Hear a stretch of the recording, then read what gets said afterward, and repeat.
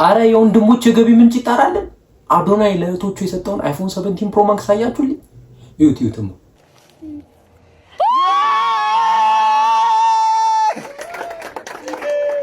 ዛፍቴ ማሬ ነው ቀን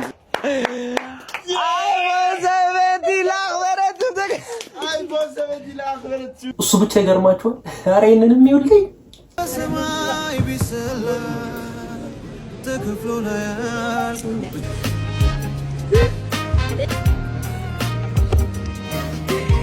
እንዴ እኛ እኮ አረ እህት በኖረንና በሰጠነው አረ ወንድሞች ይመቻችሁ። ለማንኛውም የገቢ ምንጫችሁ ግን ምን እንደሆነ ይጣራል። የገባችሁበት ገደል ተከትሏችሁ የሚገባ ጓደኛ አላችሁ? ያው ለማጣራት ብሎ ነው። ይሄን እናንተ ከጓደኞቻችሁ ጋር ምን አይነት ችግር ውስጥ ገብታችሁ ታውቃላችሁ? ሲል በጣም አስገራሚ ቪዲዮ ነው። በደንብ ተመልከቱት። ይሄንን እንግዲህ የሆስፒታል ወንበር ውስጥ ነው ጭንቅላቱ እዚህ ውስጥ ተከርክሮ መውጣት አቅቶት ሲታገል ይታያል። ታዲያም ይሄ ሰው እዚህ ጋር የምትመለከቱት መጨረሻ ላይ ያደረገውን ተመልከቱት። እዚህ ጋር እሱን ለማውጣት እንዴት ይሆን የሚወጣው የሚለውን ለማየት እዚህ ጋር ሲገባ ይታያል። ታዲያ ለመውጣት ሲሞክር እሱም መውጣት አቅቶት ሁለቱም ሲታገሉ የሚያሳዩ ቪዲዮ ዓለምን እያነጋገረ ይገኛል። በመጨረሻም ወንበሩ ፈርሶ ሁለቱም እንዲወጡ መደረጉ ነው ዘገባ ያሳያል። እቺ ፕራንክ በጣም ተጧጡፋለች። ልጁን ሆድ ዕቃ ውስጥ ባብ ምናምን አየን ይሉታል።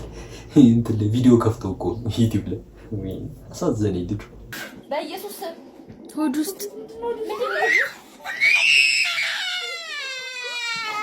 ቲክቶከር ምን ያህል መስዋዕትነት እንደሚከፍል አልገባችሁም? ይኸውልኝ አሸንዳ ቪዲዮ ሊሰሩ ብለው ከጅብ ጋር እየተጋፉ ነው የሚሰሩት። በጌታ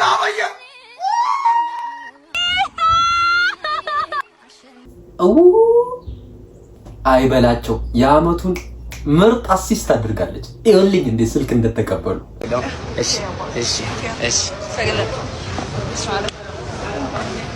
እንትን ቁጥሩን ግን አልሰጣትም። እዚህ ህዝብ ፊት ቴሌግራም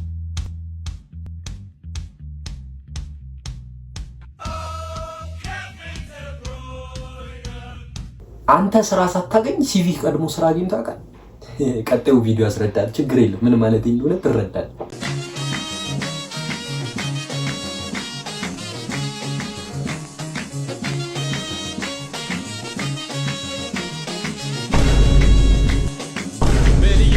እውነት ለመናገር ሁላችንም የፋሚሊ ታይም ያስፈልገናል።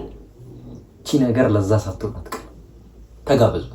15 ሺህ መቶ እሺ እንዳው ቶሎ ነው የምመልስልህ። መልሱ አውሮፕላን ሰዎች የጫነ አውሮፕላን ኢትዮጵያና ኬንያ ድንበር ላይ ተከሰከሰ። አዎ የተረፉት ሰዎች የት ነው የሚቀበሉት? የተረፉት ሰዎች የት ነው የሚቀበሉት? ኬንያ ነው።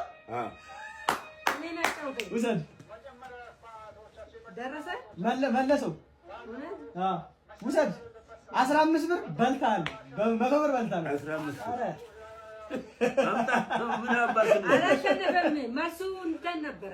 ምን ነበር መልሱ? የተረፉት ሰዎች የት ነው የሚቀበሩት? የተረፉትም ወደ አውሮፕላን የተረፈ ሰው አይቀበርም። የተረፈ ሰው ይቀበራል? አይቅደይ እበይ ይገባል። እናቴም የተረፈ ሰው ይቀበራል። ይሄዳል ወደ ሀገሩ አይቀበል። የተረፉት ሰዎች የት ነው የሚቀበሩት እኮ ነው ያልኩት። የሞቱት እኮ አላለም። የተረፉት ሰዎች የት ነው የሞቱት? አንቺ በጣም ከባድ ጥያቄ ነው የምጠይቅሽ። ከባድ። አዎ ወደ ማዘን እንዞራለን። እሺ ያዝ 100 ብርን ኪሳ። ሰብስክራይብ፣ ላይክ፣ ሼር፣ ኮሜንት በማድረግ ቤተሰብ ሁኑ። አጀንዳ ስለማያልቃት እቺ ሀገር እንዴት እንመጣለን?